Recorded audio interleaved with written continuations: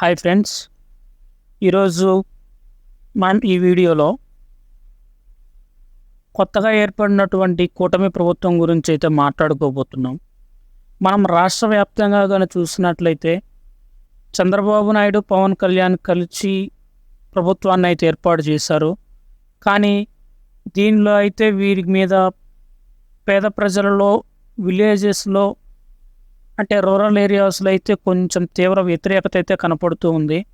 మనం కానీ చూసినట్లయితే కూటమిగా ప్రభుత్వం ఏర్పాటు చేశారు. వీరు ఏర్పాటు చేసి ఒక నెల దాటిపోయింది. అయినా కానీ ఇంతవరకు అయితే ఈ కూటమి ప్రభుత్వం అసెంబ్లీలో బడ్జెట్ని అయితే ప్రవేశపెట్టలేదు.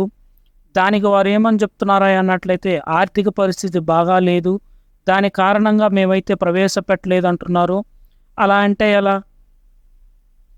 ఒక్కసారి ఆలోచించండి. మిమ్మల్ని ప్రజలు ఎన్నుకున్నది పాలించడానికి, దానికి అకౌంటబిలిటీ ఉండాలి. దేశంలో ఏ రాష్ట్రం కూడా ఇలా అయితే లేదు. ఇలా దేనికి ఎంత ఖర్చు పెడుతున్నారు, ఏ పథకానికి ఎంత ఖర్చు పెడుతున్నారు అనే దానికైతే ఒక జమ లెక్క పొద్దు అనేది ఉండాలి కదా. అది ప్రజలకు వివరించవలసినటువంటి బాధ్యత ప్రజలచే ఎన్నుకోబడినటువంటి మీ యొక్క నాయకులకైతే ఉంది కదా. మీరు దాన్ని ప్రవేశపెట్టకుండా దాన్ని బేఖాతరు చేస్తే ఎలా? దేశంలో చాలా రాష్ట్రాలు ఉన్నాయి, ఏదైనా రాష్ట్రంలో ఇలా జరుగుతుందా? అదేవిధంగా ఎలక్షన్ మేనిఫెస్టోలో భాగంగా అమ్మఒడి, అదేనండి అమ్మఒడి అంటే తల్లికి వందనం ద్వారా తల్లుల ఖాతాల్లో ఎంతమంది పిల్లలు ఉంటే అంతమందికి ఏటా 15,000 రూపాయలను ఇస్తానని అయితే హామీ ఇచ్చారు. కానీ అది ఎటుపోయిందో తెలియదు. ఈ రోజున లోకేష్ గారు అయితే అసెంబ్లీలో ఒక తీర్మానం ఇచ్చారు. ఏమని? ఈ సంవత్సరానికైతే ఇవ్వట్లేదు, వచ్చే సంవత్సరం నుంచి ఇస్తామంటున్నారు. కూటమి ప్రభుత్వం ఇచ్చినటువంటి హామీల అన్నిటిలో కల్లా అతిపెద్ద పథకం అయితే ఇదే, తల్లికి వందనం. ఈ రోజున మనం ఏదైతే కేంద్ర ప్రభుత్వం అమరావతి నిర్మాణానికి 15,000 కోట్ల రూపాయలు ఇచ్చింది అని అంటున్నారో, ఆ 15,000 కోట్ల రూపాయలు వన్ టైం సింగిల్ అటెంప్ట్లో ఈ పథకానికి సరిపోతాయి. రైతు భరోసా, అదేనండి అన్నదాత సుఖీభవ. ఆల్రెడీ కేంద్ర ప్రభుత్వం నుంచి రావాల్సినటువంటి 2,000 రూపాయలనే వచ్చేసినాయి రైతుల ఖాతాల్లోకి. ఆల్రెడీ ఇప్పటికీ ఒక నెల దాటిపోయింది. కానీ ఇంకా రైతుల అకౌంట్లో అయితే అన్నదాత సుఖీభవ డబ్బులు అయితే జమ కాలేదు. ఆ పథకం గురించి విధి విధానాలు చెప్పలేదు, ఇంకా ఎప్పుడు వేస్తారో తెలియదు. అదేవిధంగా ప్రతి ఒక్కరికి 3 ఉచిత గ్యాస్ సిలిండర్లు ఇస్తా అన్నారు. ఈ పథకం గురించి ఏంటి? ఇదే విధంగా మనం చూసినట్లయితే ఫీజు రియంబర్స్మెంట్ అనే పథకం.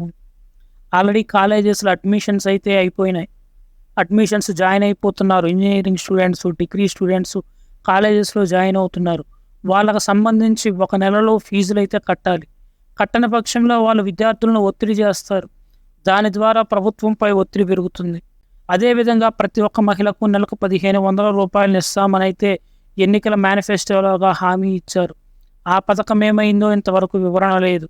ఇవన్నీ తెలియజేయాలి. ఏ పథకానికి ఎంత అమౌంట్ని శాంక్షన్ చేస్తున్నారు, ఏ పథకానికి ఇస్తున్నారు, ఏ పథకానికి ఇవ్వట్లేదు అనేది లెక్కలు మొత్తం వివరంగా తెలిసే విధంగా బడ్జెట్ని అయితే అసెంబ్లీలో ప్రవేశపెట్టాలి.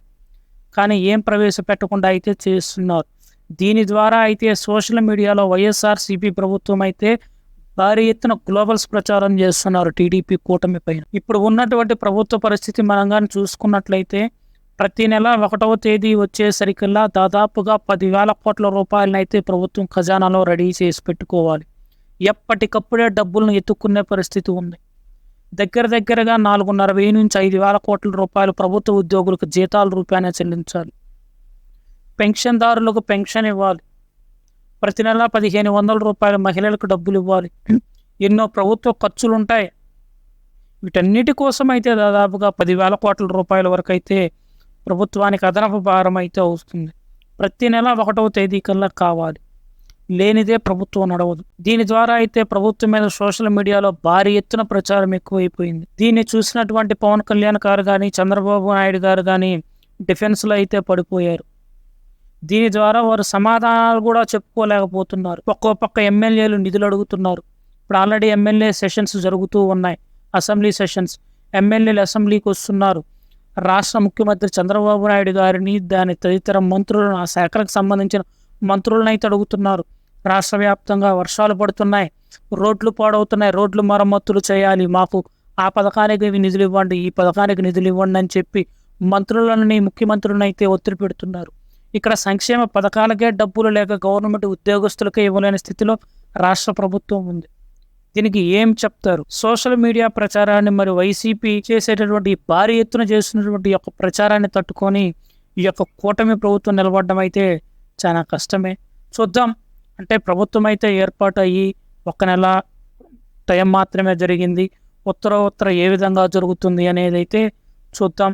ఇప్పుడే అయితే చిన్నగా పల్లెల్లో అంటే రూరల్ ఏరియాస్లో అయితే కూటమి ప్రభుత్వం మీద అయితే చర్చలు అయితే మొదలైనాయి. అయితే ఈ యొక్క గ్లోబల్స్ ప్రచారాన్ని కూటమి ప్రభుత్వం ఏ విధంగా తిప్పికొడుతుంది మళ్ళా వైసీపీకి అనేది చూడాలి.